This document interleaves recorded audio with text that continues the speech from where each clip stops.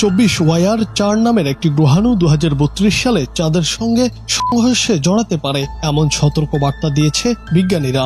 আকারে প্রায় 60 মিটার চওড়া এই গ্রহাণু পৃথিবীর জন্য সরাসরি বড় হুমকি নয়, তবে চাঁদে আঘাত হানলে মহাকাশে গুরুতর সমস্যা তৈরি হতে পারে। বিশেষজ্ঞদের মতে চাঁদে ধাক্কা লাগলে বিপুল পরিমাণ ধ্বংসাবশেষ ছড়িয়ে পড়বে। এতে উপগ্রহ, আন্তর্জাতিক মহাকাশ স্টেশন এবং পৃথিবীর মহাকাশ সম্পদ ঝুঁকিতে পড়বে। এমনকি পৃথিবী থেকে দৃশ্যমান উল্কা বৃষ্টির মতো দৃশ্যও দেখা যেতে পারে।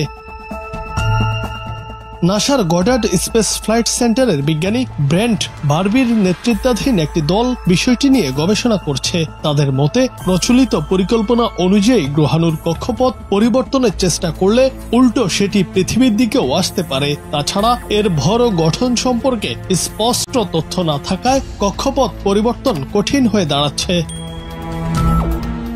এ কারণে বিজ্ঞানীরা গ্রহাণু ধ্বংসের দিকে বেশি ঝুঁকছেন। প্রস্তাব দেওয়া হয়েছে কাইনেটিক ডিসরাপশন মিশন চালিয়ে গ্রহাণুটিকে পারমাণবিক বিস্ফোরণে ভেঙে ফেলা। পরিকল্পনা অনুযায়ী 2টি 100 কিলোটন শক্তির পারমাণবিক ডিভাইস পাঠানো হতে পারে। এর শক্তি 1945 সালে জাপানের হিরোশিমা ও নাগাসাকিতে ফেলা বোমার তুলনায় 5 থেকে 8 গুণ বেশি। বিজ্ঞানীরা 2028 সালে গ্রহাণুর পৃথিবী চাঁদ কক্ষপথের কাছাকাছি আসার সময়ে এর গতি ও গঠন সম্পর্কে বিস্তারিত তথ্য সংগ্রহ করতে চান। এজন্য সাইক বা ওসিরিস অ্যাপেক্সের মতো মহাকাশ মিশন ব্যবহার করার পরিকল্পনা রয়েছে। গবেষণার প্রাথমিক ফলাফল প্রিপ্রিন্ট আকারে প্রকাশিত হয়েছে, যা বর্তমানে বৈজ্ঞানিক পর্যালোচনার অপেক্ষায় আছে।